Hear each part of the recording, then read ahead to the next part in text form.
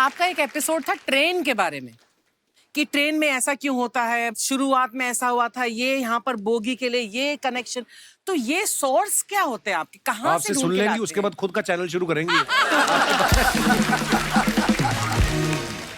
कुछ चीजें तो ऐसे डायरेक्टली मिल सकती हैं। हाँ। और नहीं तो वहाँ ऑन द स्पॉट जाके वहाँ पे पूछ लेते, जो वर्कर होते हैं ना, उन लोग को ज्यादा आइडिया रहता है उन लोग से, वो पूछ लेते हैं कि ये कैसे काम करता है। तो ज्यादा ऑन कोशिश करते हैं कि हम किसी चीज को खुद से अगर जाने रहेंगे तो ज्यादा अच्छे से डिलीवर कर सकते हैं। तो कई बार वहाँ यार्ड वगैरह में भी चले जाते हैं पता करने के लिए। लेकिन बहुत इंटरेस्टिंग था, हवाई जहाज पर भी बनाइए।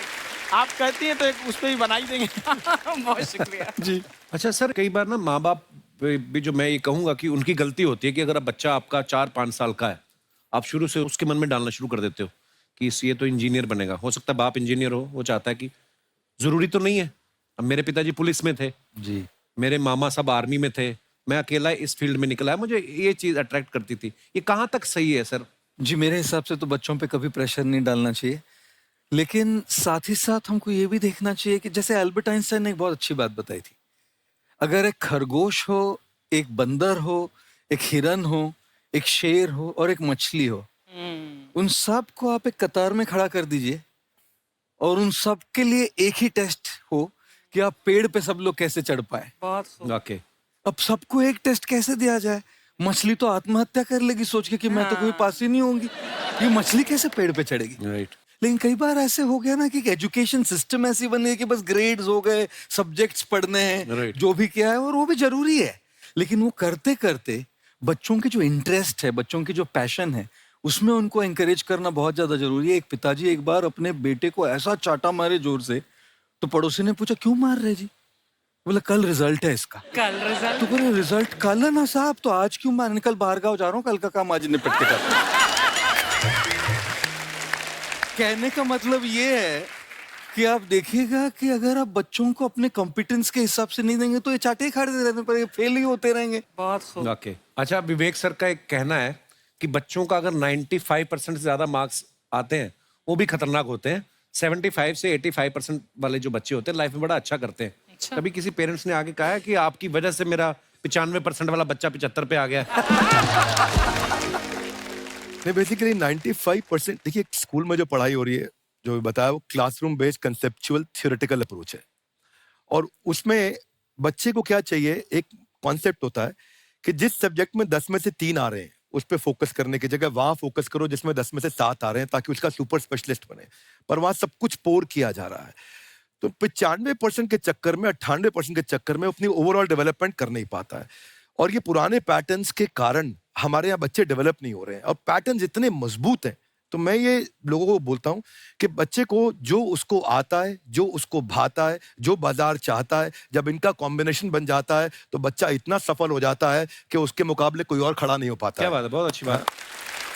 मैं देखो, ये पुराने बिलीफ तोड़ने जरूरी है। आप जानते हैं गाय दूध देती है, यस नो? नो, गाय दूध नहीं देती, गाय का दूध निकालना पड़ता है। ये पुराना पैटर्न है भाई। ऐसे ही कामयाबी, सफलता अपने आप नहीं मिलती है, वो भी निकालनी पड़ती है। तो ये लाइफ में कुछ पाने के लिए हमारे को कुछ खोना पड़ता है। Would you agree with me, yes no?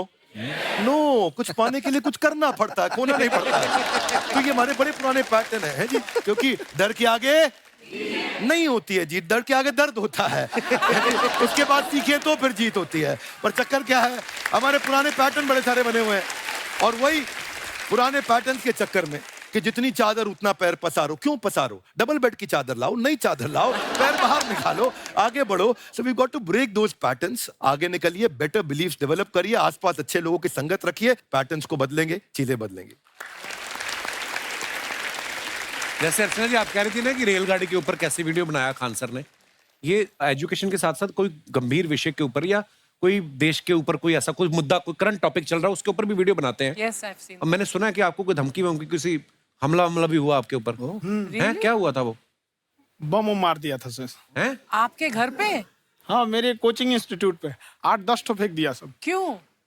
Actually हम पढ़ाई जो क्लासेज है तो उसके हम बहुत कम फी लेते हैं, नॉमिनल। अभी भी कोई लड़का क्लास करना चाहता है, पूरा सब्जेक्ट 200 में कर लेता है, फीस ही हो पूरे सिलेबस की 200 रुपए? हाँ। तो बाकियों को थोड़ा सा प्रॉब्लम आने लगा, और हमको समझाएं हम कहे हमको क्या दिक्कत है, क्योंकि बहुत सारे लड़के जब हम लोग अपने स्टूडेंट लाइफ में थे, इंटरमीडिएट क्रॉस किए थे, तो हमारे साथ के कुछ लड़के पढ़ने के लिए चले गए थे दिल्ली, उनको यूपीएससी निकालने के लिए चले गए थे। हालांकि जो गए थे उनमें किसी का नहीं हुआ। तो हम लोग ना उनको जब स्टेशन छोड़ने आए तो बड़ा भारी मन से हम लोगों ने विदा किया कि इन लोग के गार्जियन कितने पैसे वाले हैं, इन्हें भेज दिए वहां। तो हमने ठान लिया था कि कभी अगर मौका मिलेगा तो उसको हम जरूर कम करेंगे। तो इस साल हमको मौका मिला, तो वो जो टफेस्ट एग्जाम है इंडिया का यूपीएससी, उसकी 2.5 लाख की फीस को हम 7,500 में कर दिए। और सेम बहुत बढ़िया, वेरी गुड। बहुत अच्छा। और इंडिया के सबसे बेस्ट टीचर के साथ जो भी हैं वो अपने सब्जेक्ट में उससे बेस्ट इंडिया में कोई नहीं। और इतना के बावजूद ऐसे हम लोग को लगता होगा 7,500 बहुत कम है। एक लड़की ने कहा कि सर शाम वाले बैच को ना मॉर्निंग में कर दीजिए। हम कहे बाबू तो इतना सबके इंडिविजुअल से तो बैच ट्रांसफर नहीं है, क्या प्रॉब्लम है? उसने कहा ना शाम में हमको दूसरे के यहाँ बर्तन मांजने जाना होता है। तो हम लोग को लगता है कि जितना ये तकलीफ इससे कई गुना जाते हैं। और कई बार तो ऐसा लगता है कि वो भी ना ले। एक लड़का बेचारा नदी से बालू निकालता था और वो बालू को भरता था, फिर नाव बालू को किनारे लेके बेचती थी, और वो बालू भरता था, उससे मेरी फीस ले आया। हमारा हाथ कांप गया, हम कैसे फीस ले लेंगे यहाँ पर। बहुत बढ़िया। उसी दिन हमने ये प्रण लिया था कि भारत का कोई भी बच्चा उसके सफलता में पैसा उसकी बाधा नहीं बनेगी, चाहे उसको जितना भी पढ़ना रहे यहाँ पर। क्या बात। बहुत खूब। और अर्चना जी, मैं इनके बारे में एक बात, कुछ हजम खान नहीं सर हुई आपके लोगों बारे में को। मैं एक बात कहना चाहता हूँ। इनका जो स्टार्टअप है ये बूटस्ट्रैप्ड है। अच्छा। मैं साधारण भाषा में बता देता हूँ, ये सेल्फ फंडेड है। इन्होंने अभी तक किसी और से पैसा नहीं लिया है, ये इन्वेस्टर के पैसे से नहीं, इन्होंने खुद इसको बिल्ड किया है। और बल्कि इतना स्ट्रॉन्ग स्टार्टअप है ये कि मैं कहूंगा कि अगर इन्वेस्टर्स को इन्वेस्ट करना हो तो मैं इंडोर्स करता हूँ ऐसे स्टार्टअप्स को। यही सब चीजों को देखते हुए कई लोगों ने धमकी भी दिया था वहां पर। अच्छा। और उसके बाद बम चला दिए।